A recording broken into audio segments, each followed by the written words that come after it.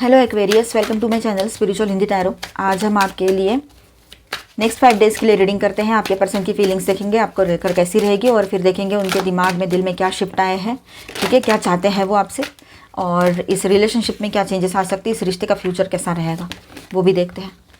ये एक timeless reading है, जब भी देखोगे आपके साथ एनर्जीज रेजोनेट कर सकती है। एंड ये एक जनरल रीडिंग है, तो एज ए गाइडलाइन लीजिएगा। ओके, ये आपके फीलिंग्स, आपके पर्सन की फीलिंग्स के लिए, और ये उसके दिमाग में क्या है आपको लेकर, दिल में, दिमाग में क्या शिफ्ट आया है वो देखते हैं।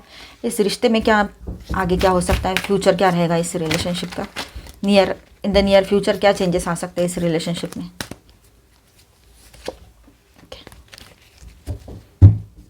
And bottom of the deck is the hierophant. ठीक है, तो 3 ऑफ वॉन्ड्स की एनर्जी है यहाँ पर। तो वो दूर से ऑब्जर्व कर रहे हैं, जैसे कोई मतलब प्लानिंग कर रहे हो, बट डायरेक्ट एक्शन नहीं ले रहे हैं या ले नहीं पा रहे हैं, ऐसे लग रहा है यहाँ पर। आने वाले टाइम में ये एनर्जी और ज़्यादा स्ट्रांग रहेगी उसकी, कि वो फ्यूचर के बारे में सोचता रहेगा, सोचती रहेगी, पर एक्शन लेने का कुछ समझ में ही नहीं आएगा उसको क्या एक्शन लेना है। ठीक है, ये बात है। थोड़ा कॉन्ट्राडिक्टरी रहेगा इसका, मतलब बहुत ज़्यादा उसके अंदर कॉन्ट्राडिक्शन चल रहे हैं। 9 ऑफ सॉर्ट्स, गिल्ट, रिग्रेट और ओवर थिंकिंग की एनर्जी है।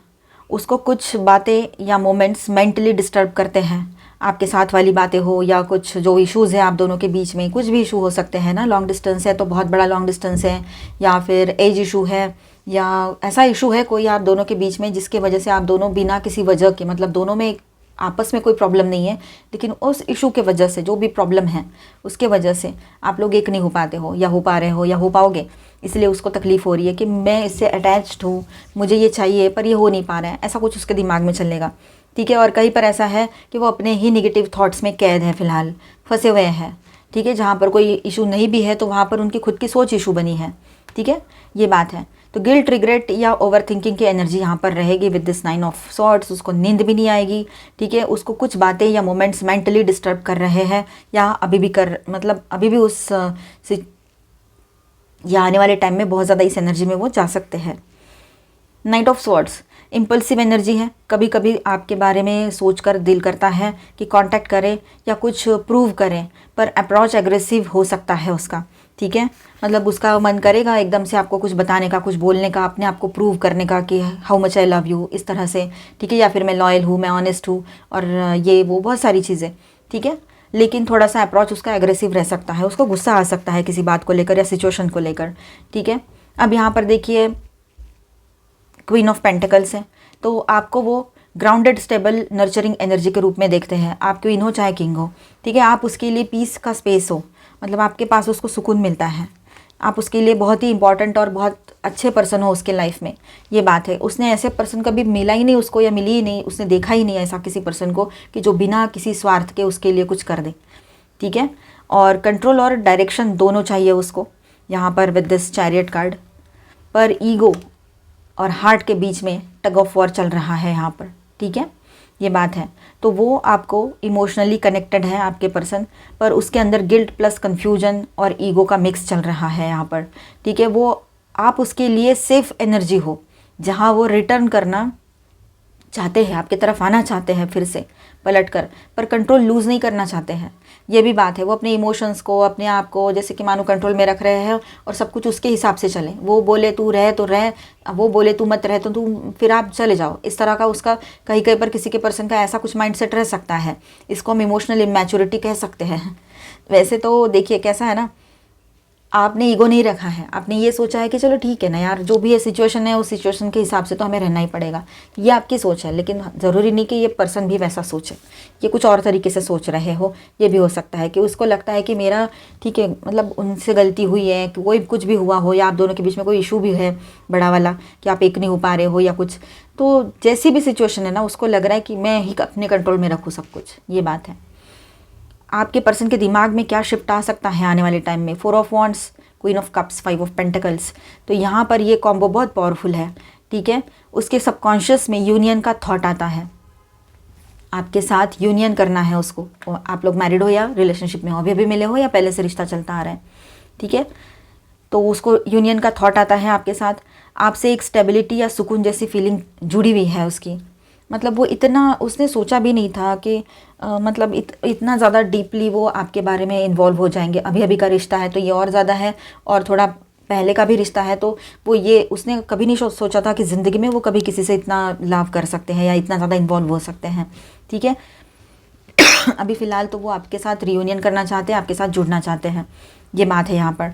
ट्विन फ्लेम जर्नी क्या होती है उसका एहसास उसको हो रहा है, और आप लोग ट्विन फ्लेम जर्नी पर हो, ये भी हो सकता है आप लोगों का रियूनियन पॉसिबल रहेगा अगर इनर वर्क और सारी चीज़ें एनर्जी लेवल पे बैलेंस हो गए हो तो, जो ट्विन फ्लेम से। और सबके लिए ऐसा है कि पर्सन खुद रियूनियन करना चाहते हैं आपके साथ। क्वीन ऑफ कप्स आपकी एनर्जी है, आप क्वीन हो या किंग हो, वो आपको इमोशनल डेप्थ और अनकंडीशनल लव के सिंबल के रूप में देखते हैं। आपने बोला भी होगा कि मैं मतलब कोई इश्यूज़ भी है या जैसा भी सिचुएशन है, आपने बोला होगा हमने तो कुछ सोचा भी नहीं था, बदले में कुछ मांगा भी नहीं था, सिर्फ 2 शब्द लव वाले प्यार वाले बोल दो, दैट्स इट, बाकी तो कुछ हम मांगते नहीं है आपसे। लॉयल रहो, जो भी है सच बोलो, सच कितना भी कड़वा हो हमारे सामने सच ही बोलना है।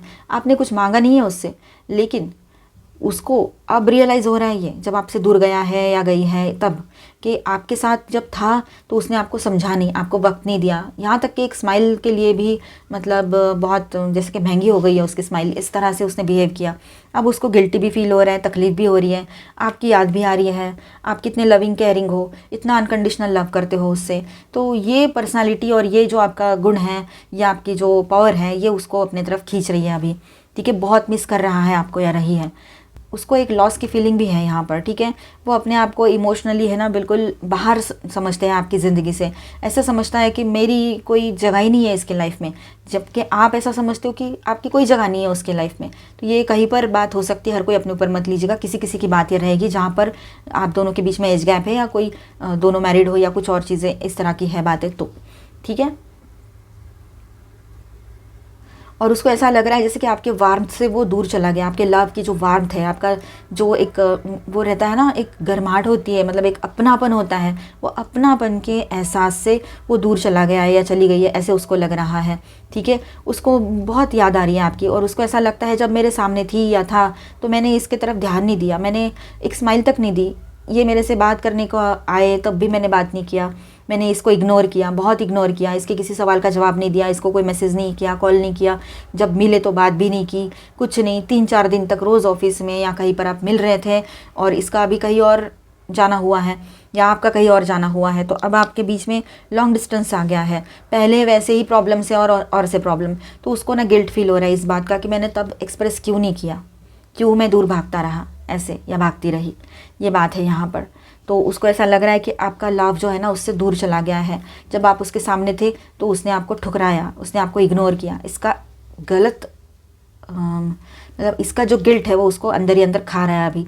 तो उसके माइंड में ये शिफ्ट आया है कि पहले वो टेकन फॉर ग्रांटेड एनर्जी में थे, आपके पर्सन आपको ग्रांटेड ले रहे थे, टेकन फॉर ग्रांटेड है इस तरह से, अब लोनलीनेस और रियलाइजेशन में है, ये बात रहेगी आने वाले ये 5 डेज उसको ये सब रियलाइज़ कराएंगे। ठीक है, अब वो समझ रहे हैं कि इमोशनल सपोर्ट किसने दिया था, तो आपने, अब आपकी वैल्यू उसको समझ आ रही है, तो उसके दिमाग में ये शिफ्ट हो रहा है सब कुछ। इस रिलेशनशिप के फ्यूचर के बारे में आपके पर्सन की सोच कैसी है, तो the emperor, 9 of wands and the empress, and bottom में है द हायरोफेंट। तो यहाँ पर देखिए एम्परर और एम्प्रेस मतलब कार्मिक या ट्विन फ्लेम लेवल कनेक्शन यहाँ पर लग रहा है, क्योंकि ये डिवाइन पेयर यहाँ पर आया है, डिवाइन कपल। ठीक है, एम्प्रेस एंड एम्परर का। ठीक है, तो किसी किसी के लिए बात रहेगी ये। तो एम्परर कंट्रोल और स्ट्रक्चर चाहते हैं वो, आपके पर्सन इस रिलेशनशिप में वो अपनी इमेज और डोमिनेंस नहीं तोड़ना चाहते हैं, जो उसकी इमेज है वो वैसी ही रहेगी, मैं ऐसा ही रहूँगा या रहूँगी, तुम कुछ चेंज होना है तो तुम हो जाओ, इस तरह से उसका बिहेवियर रह सकता है इस रिश्ते को लेकर। रिश्ते पर उसका अपना कंट्रोल रखना चाहता है या चाहती है। 9 ऑफ वॉन्ड्स डिफेंसिव है, हर्ट हुआ है आपका पर्सन या हुई है। ठीक है, खुद को प्रोटेक्ट कर रहे हैं, मतलब जैसे कि मानो उसको कुछ बोल दिया आपने या खुद उसने अपने आप को हर्ट कर लिया है, ये सारी चीज़ों से, उसके खुद के बिहेवियर से, खुद के सोच से उसने अपने आप को हर्ट किया है, अब उसको पछतावा हो रहा है। ठीक है, एम्प्रेस आप उसके नज़र में आइडियल फेमिनाइन एनर्जी हो, अगर आप ट्विन फ्लेम हो दोनों तो ये बात रह सकती है।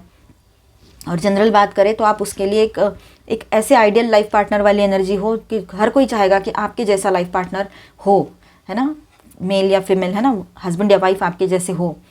तो यहाँ पर ऐसा है कि डिवाइन नर्चरिंग और मैग्नेटिक एनर्जी आपकी उसको अपने तरफ पुल कर रही है। वो चाहता है या चाहती है कि आपके साथ रहे, आप उसके लिए उसका वर्ल्ड बन गए हो। आपको छोड़कर रहना उसके लिए बहुत मुश्किल होता जा रहा है, इसीलिए वो शायद आपसे दूर भाग रहा था या थी, या अभी भी वैसा ही या फिर अभी भी वैसा ही कुछ करने का उसने ठानेगा। आने वाले टाइम में दूर भागने की कोशिश करेंगे, जो कि उससे होगा नहीं, फिर अपने आप को खुद ही हर्ट करेंगे वो इमोशनली। ये बात है, इमोशनल हर्ट होगा उसको इस बात से। और फाइनली वो यही चाहेंगे कि वो आपके साथ रहें, अभी आपको छोड़कर ना जाएं, चाहे ऑनलाइन हो या ऑफलाइन हो।